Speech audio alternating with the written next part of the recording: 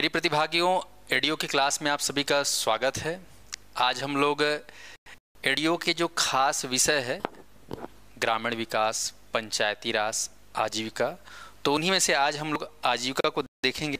और आजीविका के पहले यूनिट के अंतर्गत आप देखेंगे तो सबसे इम्पॉर्टेंट टॉपिक है पहले ही चैप्टर का हरित क्रांति अर्थात ग्रीन रिवॉल्यूशन। तो चलो हम लोग जानते हैं कि ग्रीन रिवॉल्यूशन में किस तरीके से एस्पेक्ट से प्रश्न पूछे जाते हैं और कौन कौन से चीज़ों पे हमको गौर करना है, ये समझने का प्रयास करना है।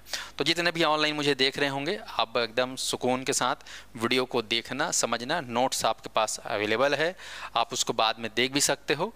फोकस ये करना आप मेरी क्लास में कि चीज़ों को पहले ध्यान से सुनो और समझो, उसके बाद फिर याद करने की कोशिश करना। अगर आप अच्छे से ध्यान से देखते हैं और सुनते हैं तो यह मान के चलिए कि आपका 50% काम हो गया। 50% जो है नोट्स को देखेंगे और एक बार वीडियो और देखेंगे तो फिर सारी चीज़ें क्लियर हो जाएंगी। तो हरित क्रांति में आप देखें, जिसको हम लोग इंग्लिश में बोलते हैं ग्रीन रिवॉल्यूशन। हरित क्रांति जब भी विचार में आता है तो इसको हम बचपन में सुने भी रहते हैं, ऐसा नहीं कि नया टॉपिक है, पर इसको हम लोग अब जो है एग्ज़ाम के दृष्टिकोण से, ऑब्जेक्टिव एग्ज़ाम है, एडीओ है, उस हिसाब से समझते हैं। तो पहले इसके पीछे हम अपने विचार को थोड़ा सा, नज़रिया को थोड़ा सा बड़ा करते हैं। सवाल ये उठता है कि हरित क्रांति क्या है, इसकी शुरुआत कैसे हुई, इसके जनक कौन है, और हरित क्रांति ये जो शब्द है इसका प्रयोग किस तरीके से हुआ, कौन किसने किया, ये सामान्य जानकारी को देखते हैं। तो सबसे पहले हम हरित क्रांति में देखेंगे परिचय, क्या है ये, शुरुआत कब हुआ, किसने किया और इस शब्द को कैसे किसने लाया। तो ध्यान सुनिए, हरित क्रांति कैसे हुई भारत में हरित क्रांति की शुरुआत। तो भारत देश के लिए जहाँ इतनी सारी आबादी, इतनी ज़्यादा आबादी, वर्ल्ड में दूसरा नंबर आता है, आने वाले समय में पहला नंबर भी हो जाएगा। तो इतने सारे आबादी को, उनके लिए जो है अनाज की व्यवस्था कराना एक अपने आप में चुनौती। अगर किसी दिन, किसी वर्ष अगर मान लो अकाल पड़ गया, सूखा पड़ गया, तो फिर चैलेंजिंग हो जाता है। और ये स्थितियां भारत देश में जब हमारे पास सिंचाई के स्रोत ज़्यादा नहीं थे तो बहुत दिक्कतें होती थी।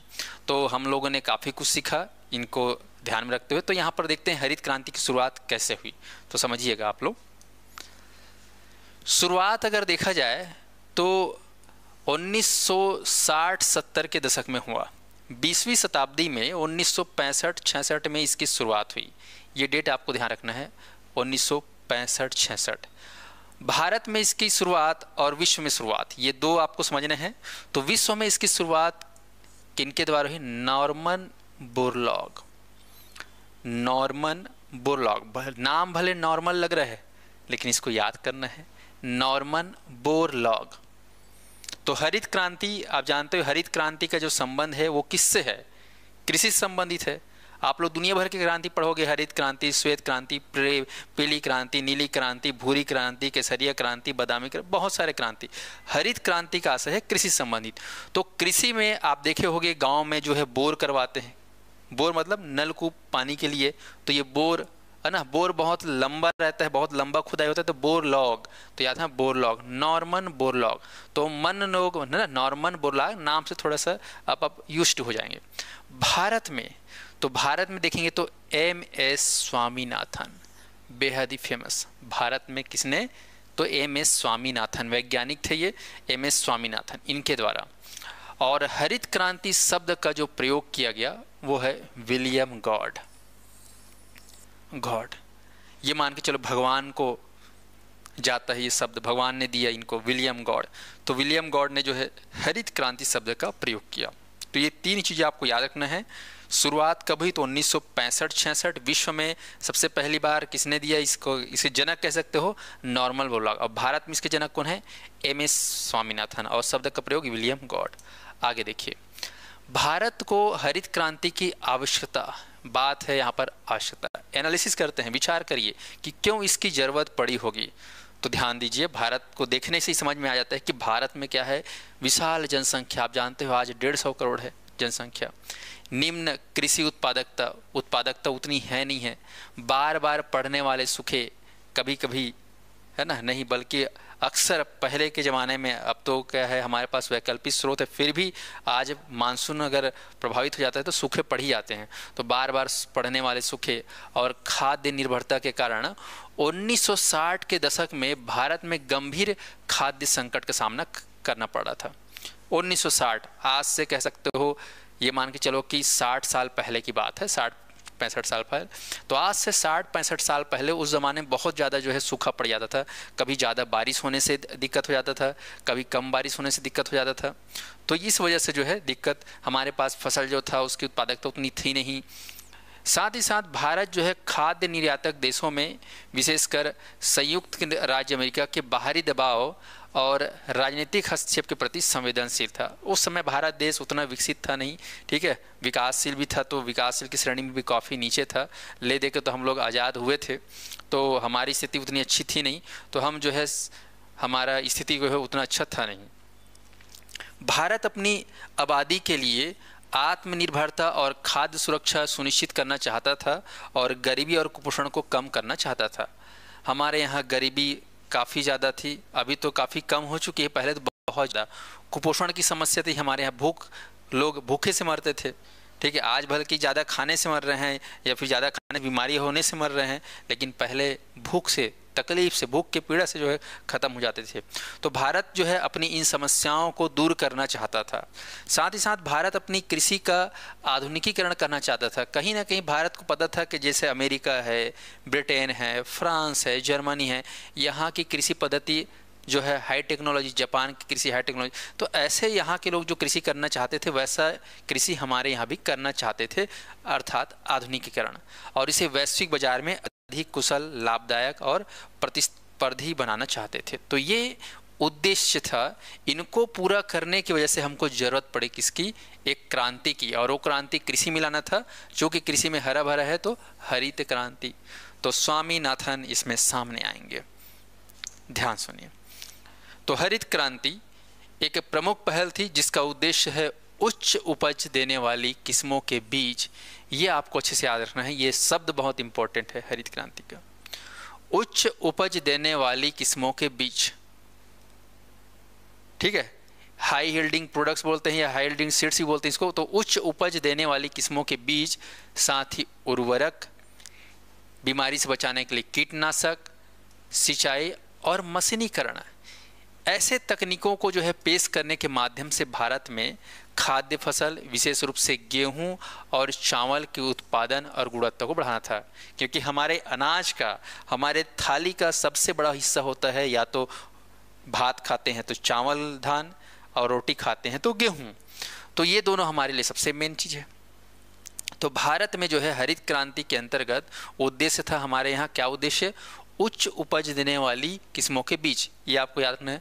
दूसरा है उर्वरक फर्टिलाइजर, जिससे जो है ज़मीन जो है फर्टिलाइट होकर ज़्यादा उत्पादन देता है।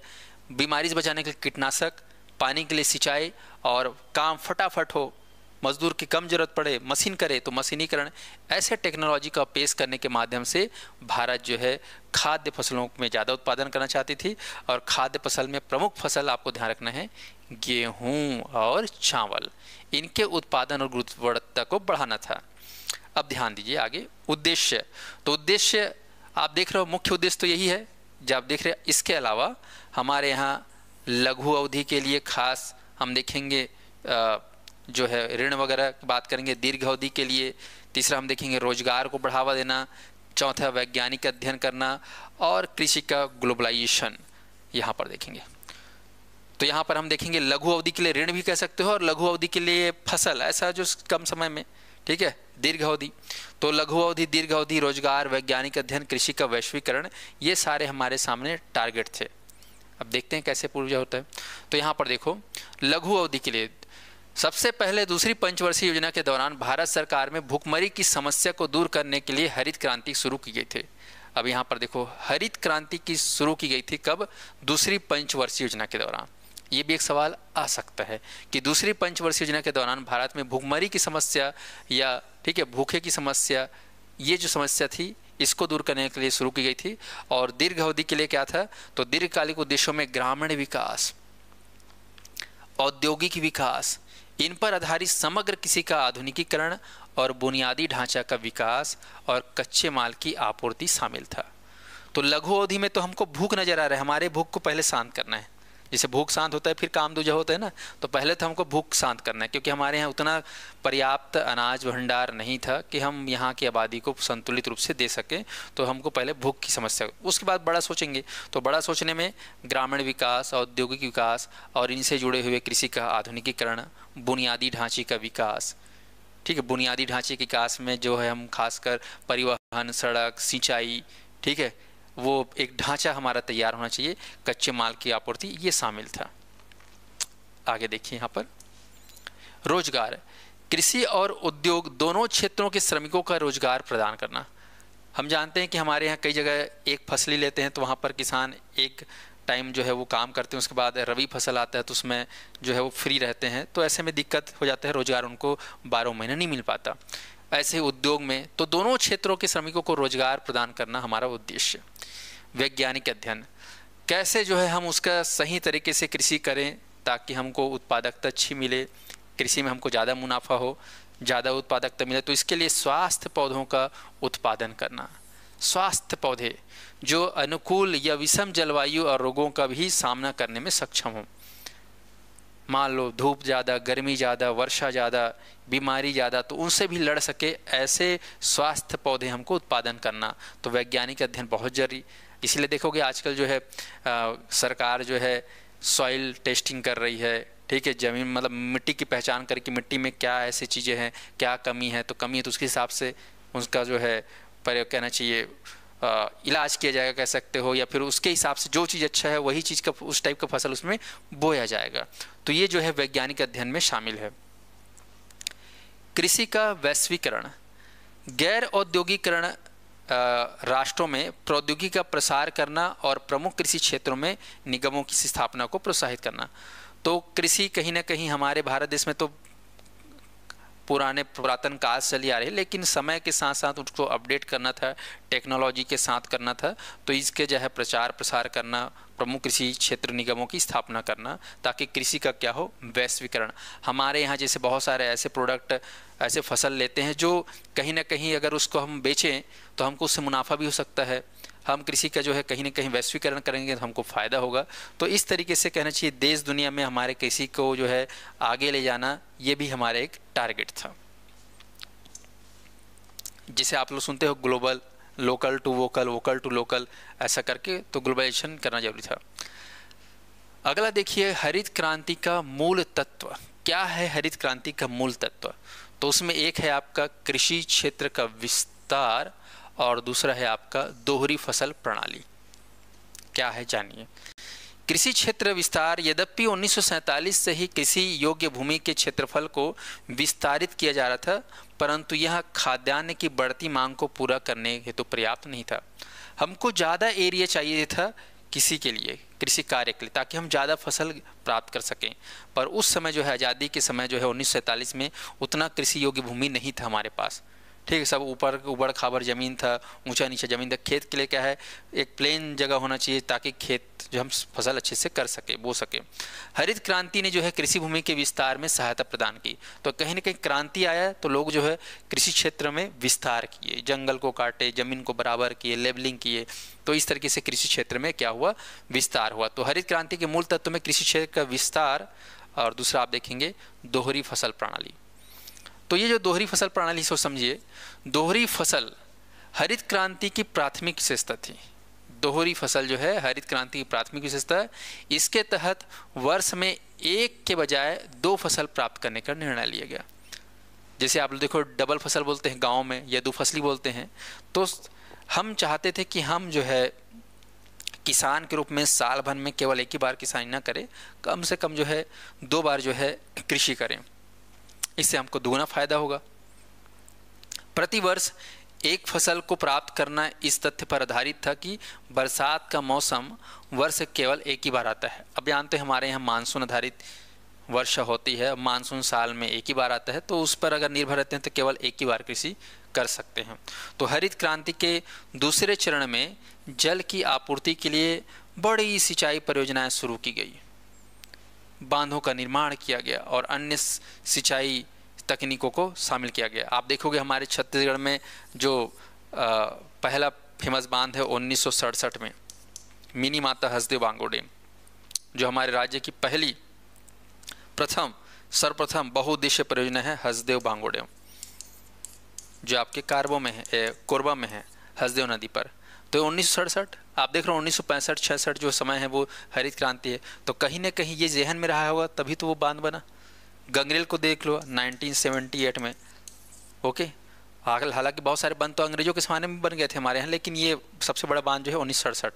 तो कहीं ना कहीं जो है हमारे यहाँ बड़े सिंचाई परियोजनाओं को शुरू किया गया इसके चलते, और बांधों का निर्माण किया गया और अन्य सरल सिंचाई तकनीकों को भी अपनाया गया। तो बांध के अलावा बांधों से जैसे नहर के माध्यम से सिंचाई हो रही, साथ ही तालाब, कुआं, ये सारी चीज़ें।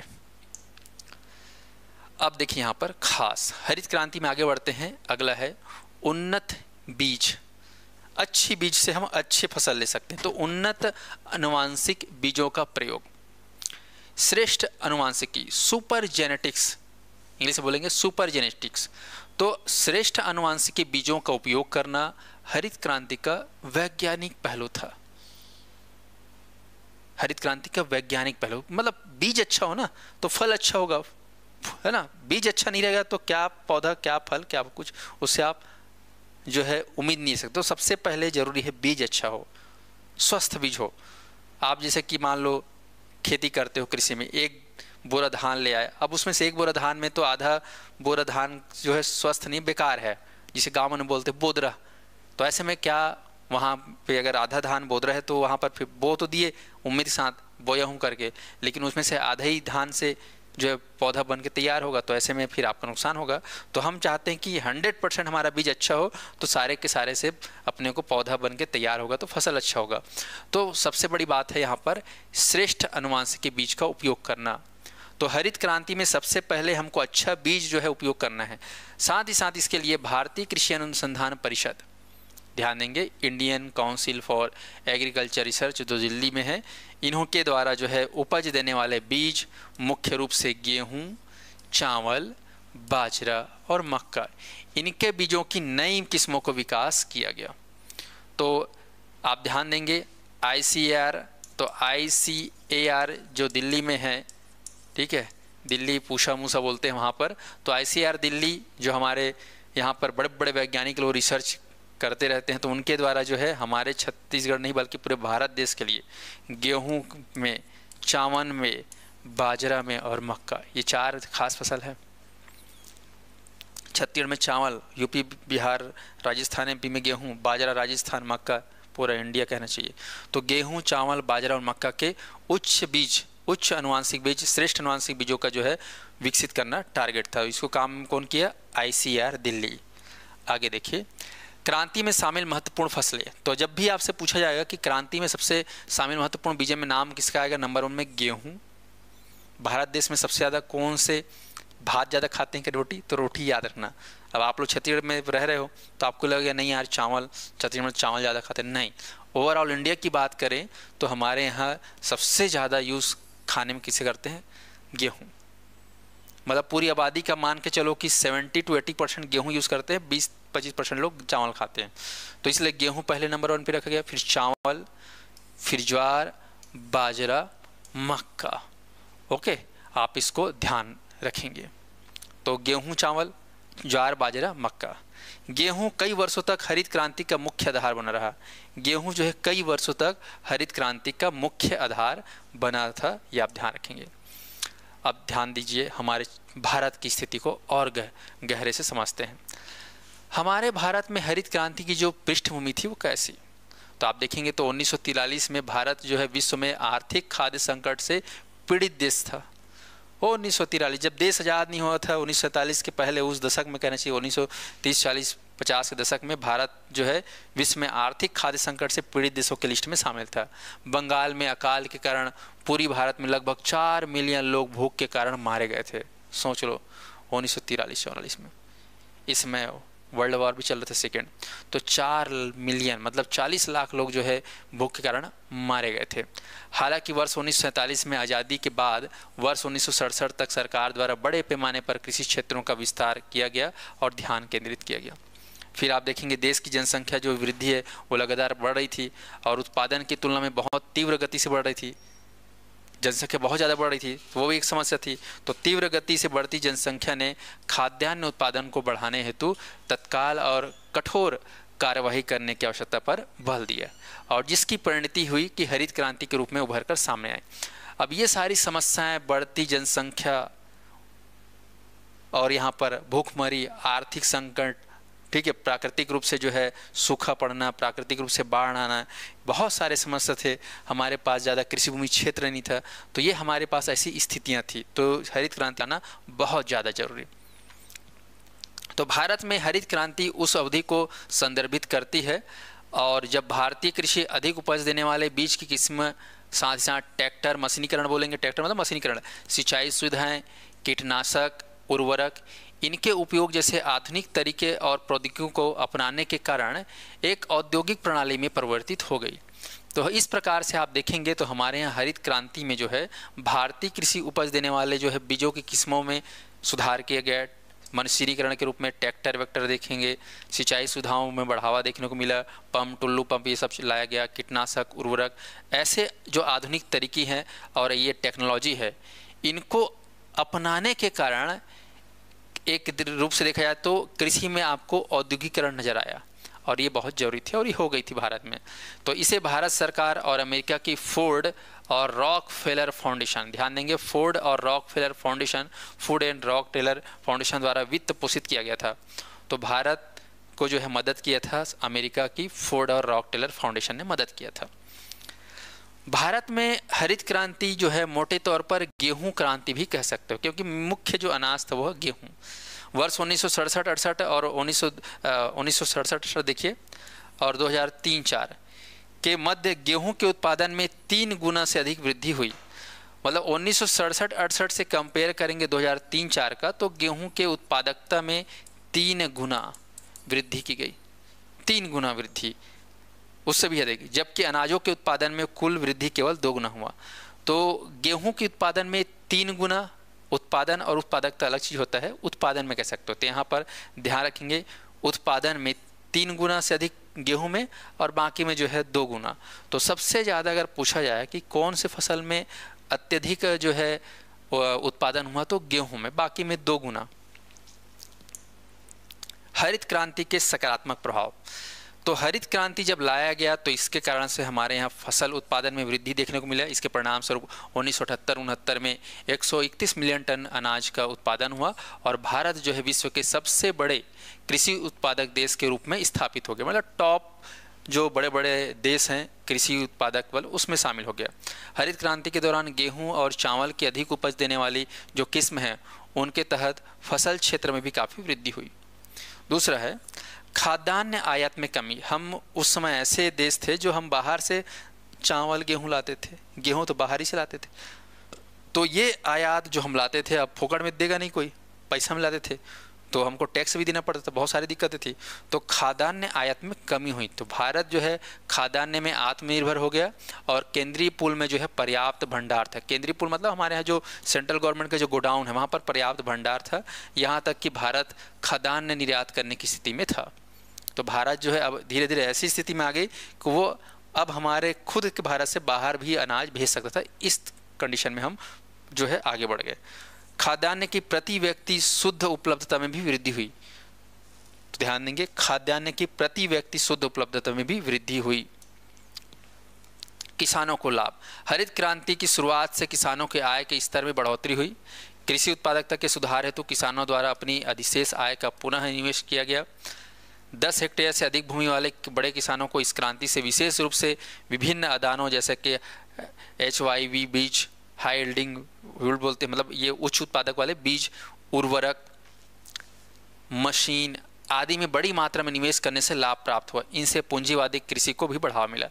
तो यहाँ पर आप देखोगे हरित क्रांति में एक चीज़ बड़ा मज़ा नहीं आता है, आप लोग देखोगे 10 हेक्टेयर मतलब ये मान के चलो कि 25 एकड़, आप 1 हेक्टेयर मतलब लगभग 2.54, तो लगभग जिसका 20-25 एकड़ से ज़्यादा है, उन बड़े किसानों को इसमें ज़्यादा लाभ मिला।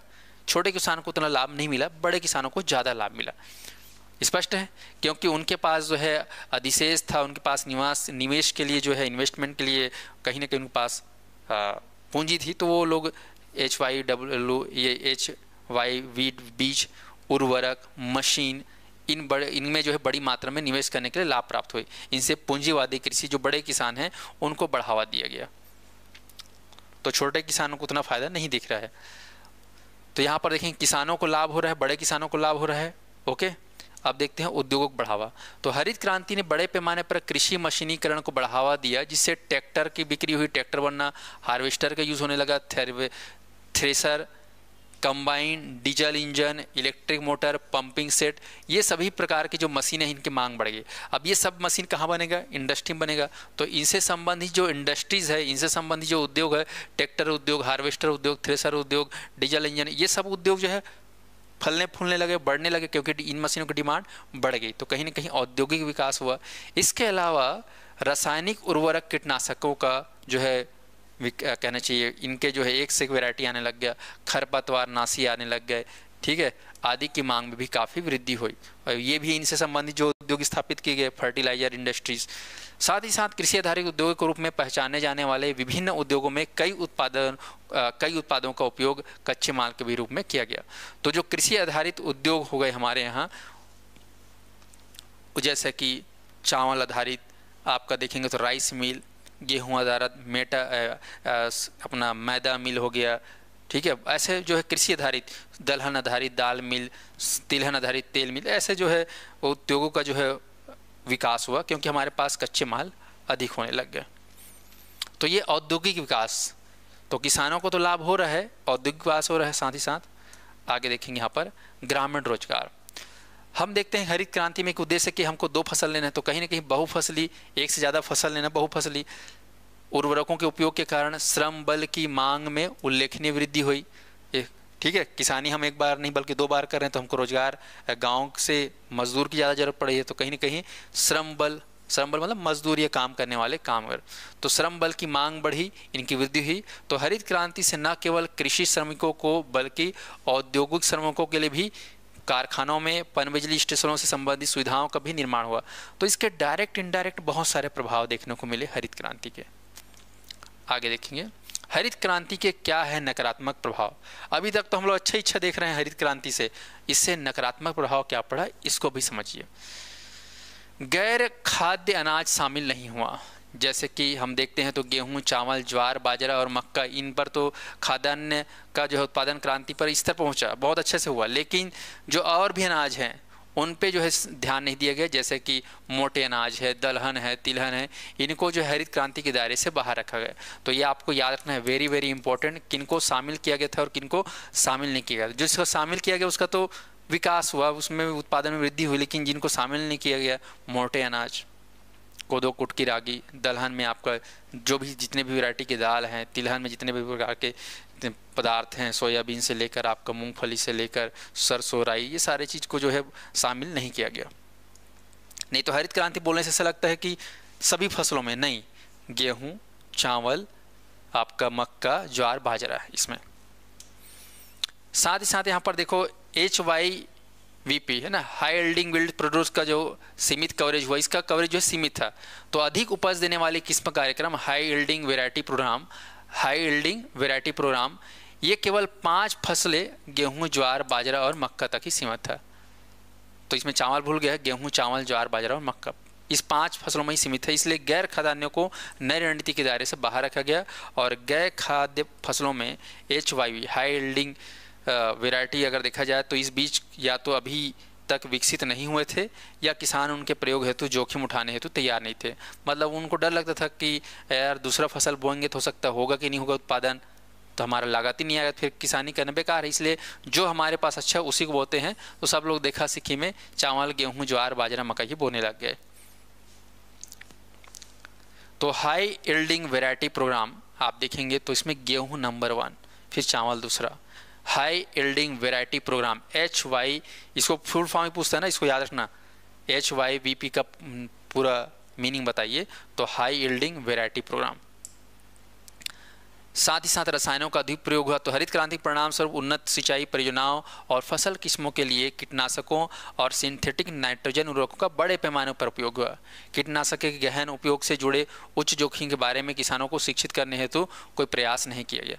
तो इनसे कहीं ना कहीं जमीन को भी नुकसान हुआ, मिट्टी में रहने वाले जो छोटे छोटे माइक्रो लेवल के जो सूक्ष्म जीव हैं उनको नुकसान हुआ, और भी आसपास में आप देखोगे तो उड़ने वाले पक्षियों को नुकसान हुआ। तो इसके डायरेक्ट इनडायरेक्ट भी दुष्प्रभाव देखने को मिला कीटनाशकों को। एक तरफ से ऐसा लग रहा है कि हाँ भाई इससे हमारा फर्टिलिटी बढ़ रहा है और बहुत सारे जो है कीड़े मकोड़े मर रहे हैं, लेकिन कुछ ऐसे उसके चक्कर में मर थे जो फसल के लिए, मिट्टी के लिए, हवा पानी के लिए जरूरी था। तो डायरेक्ट इनडायरेक्ट रसायनों का प्रभाव देखने को मिला नकारात्मक। बेरोजगारी, पंजाब को छोड़कर कुछ हद तक हरियाणा में हरित क्रांति के तहत कृषि यंत्रीकरण ने ग्रामीण क्षेत्रों में खतिहार मजदूरों के मध्य व्यापक स्तर को बेरोजगारी बढ़ावा दिया। तो बेरोजगारी मतलब यहाँ पर हम देखेंगे कि टेक्नोलॉजी का इस्तेमाल किया गया, अर्थात कृषि में मशीनीकरण को बढ़ावा दिया गया। तो मशीन का काम जानते हो 10 लोग काम अकेला कर देता है, तो ऐसे में जो है श्रम बल की संख्या घट गई, तो कहीं न कहीं बेरोजगारी बढ़ गई। तो इससे सबसे ज़्यादा असर गरीब और भूमिहीन जो मजदूर थे उनके ऊपर देखा गया, जिनके पास खेत खार नहीं है। ऐसे गरीब और भूमिहीन पर ज़्यादा इसका गहरा असर पड़ा बेरोजगारी के रूप में। अगला देखेंगे स्वास्थ्य पर प्रभाव। तो रासायनिक उर्वरकों और कीटनाशकों जैसे कि फॉस्फर, मिडोन, मेथामाइल, ट्राइजोसोफ और मोनोक्रोटोफॉस के बड़े पैमाने पर उपयोग के परिणामस्वरूप कैंसर, गुर्दे का फेल होना, मृत शिशुओं और जन्मदोष सहित कई गंभीर स्वास्थ्य बीमारी भी देखने को मिला। तो स्वास्थ्य पर भी इसका प्रभाव पड़ा, बेरोजगारी पर भी इसका प्रभाव पड़ा। आप देख रहे हो क्या क्या प्रभाव, रसायनों का अधिक प्रयोग से अपने पर्यावरण पर प्रभाव पड़ा। हरित क्रांति, अब देखते हैं नकारात्मक प्रभाव के बाद हरित क्रांति कृषि उन्नति योजना। तो 2005 में कृषि क्षेत्र को बढ़ावा देने हेतु भारत सरकार द्वारा हरित क्रांति कृषि उन्नति योजना की शुरुआत की गई। इस सरकारी योजना के माध्यम से किसानों की आय बढ़ाने के लिए कृषि और संबद्ध क्षेत्र को समग्र और वैज्ञानिक तरीके से विकसित करने की योजना बना रही है। आप ध्यान देंगे इसमें एक अम्ब्रेला योजना के तहत 11 योजनाएं और मिशन शामिल है, जैसे कि एकीकृत बागवानी विकास मिशन, राष्ट्रीय खाद्य सुरक्षा मिशन, राष्ट्रीय सतत कृषि मिशन, कृषि विस्तार प्रस्तुतिकरण, बीज और पौधारोपण सामग्री पर उप मिशन, कृषि मशीनीकरण पर उप मिशन। तो ये 11 योजनाएं एक अम्ब्रेला योजना, एक छत्ते के अंदर बहुत सारा, जैसे काड़ी होता है ना 12 काड़ी टाइप का, वैसे ही एक अम्ब्रेला के अंतर्गत 11 योजनाएं ये शामिल 11 उपयोजनाओं में शामिल है, जैसे कि पौधे संरक्षण और पौधा संगरीकरण से संबंधित उपमिशन, कृषि जनगणना, अर्थशास्त्र और सांख्यिकी पर एकीकृत योजना, कृषि सहयोग पर एकीकृत योजना, कृषि विपणन पर एकीकृत योजना, कृषि में राष्ट्रीय ई गवर्नेंस योजना, ये सारी चीज़ें चल रहा है। तो निष्कर्ष देखा जाए हरित क्रांति का, तो आप देखेंगे कुल मिलाकर हरित क्रांति कई विकासशील देश, विशेष रूप से भारत के लिए बड़ी उपलब्धि थी। राष्ट्रीय खाद्य सुरक्षा सुनिश्चित करने में सहायक रही। खाद्य सुरक्षा सुनिश्चित करने के साथ साथ अन्य कारकों पर कम ध्यान दिया गया, जैसे कि पर्यावरण, गरीब किसान, ध्यान रखने की चीज़ बहुत इंपॉर्टेंट है, पर्यावरण, गरीब किसान, रसायनों के प्रयोग को लेकर उन्हें जागरूक करना इत्यादि। रसायन को आदमी लोग उल्टा सीधा यूज़ करते थे, उससे कहीं न कहीं शरीर को नुकसान पड़ा, पर्यावरण को नुकसान पड़ा। यहाँ कृषि में उस वैज्ञानिक क्रांति के सफल अनुकूलन और हस्तांतरण का प्रतिनिधित्व करती है जिसे वे औद्योगिक देशों ने पहले ही अपने यहाँ विनियोजित कर लिया था। अंततः देखा जाए तो निष्कर्ष यह निकलता है कि अतीत की गलतियों को सबक लेते हुए यह सुनिश्चित किए जाने की आवश्यकता है कि इस तरह की पहल सीमित क्षेत्र के बजाय विस्तृत क्षेत्र को शामिल करते हुए सभी को लाभान्वित किया जा सके। अर्थात हम चाहते हैं कि हरित क्रांति जरूरी है, पर इसका जो कवरेज है, इसका जो दायरा है, इसको और बढ़ाने की ज़रूरत है। सभी फसलों में करना जरूरी है, और इनसे जो हम गलती कर रहे हैं, ये जो गलतियां हैं, ये गलतियों को हमको सुधार करना है, तब जो है और ज़्यादा अच्छे से हरित क्रांति का प्रभाव हमारे कृषि क्षेत्र में देखने को मिलेगा साथियों। तो ध्यान देंगे शुरुआत किस तरीके से हुआ। 1960 के दशक में हरित क्रांति शब्द विलियम गॉड ने दिया। भारत में हरित क्रांति ध्यान रखेंगे 1966-67 के दौरान शुरू हुआ है। तब खाद्य मंत्री हमारे यहाँ चिदम्बरम सुब्रमण्यम थे और प्रधानमंत्री थे कौन, लाल बहादुर शास्त्री। तो जय जवान जय किसान इन्होंने नारा दिया था। ठीक है साथियों, चलिए, तो विश्व में हरित क्रांति के जनक कौन है, नॉर्मन बोरलॉग, और भारत में हरित क्रांति के जनक कौन थे, MS स्वामीनाथन। तो ये थ्योरी मैंने पढ़ा दी है। कल की क्लास में हम इन पर बेस्ड MCQ क्वेश्चन लेकर आएंगे और वो आपको तैयार कराएंगे। तो MCQ क्वेश्चन के लिए आपको जो है बैठना है, उससे पहले आप ये थ्योरी को अच्छे से देख के, नोट्स को देख के पढ़ लेना। इन पर आधारित जो प्रश्न बनेंगे उन प्रश्नों को आपको सॉल्व भी करना है। तो मैं कल कराऊंगा, आज नहीं। आज आप लोग थ्योरी को पढ़ लीजिए, ठीक है साथियों। चलिए मिलेंगे नेक्स्ट में इन सिद्धांत पर आधारित MCQ प्रश्नों के साथ। धन्यवाद साथियों, गुड नाइट, जय जोहार, जय छत्तीसगढ़।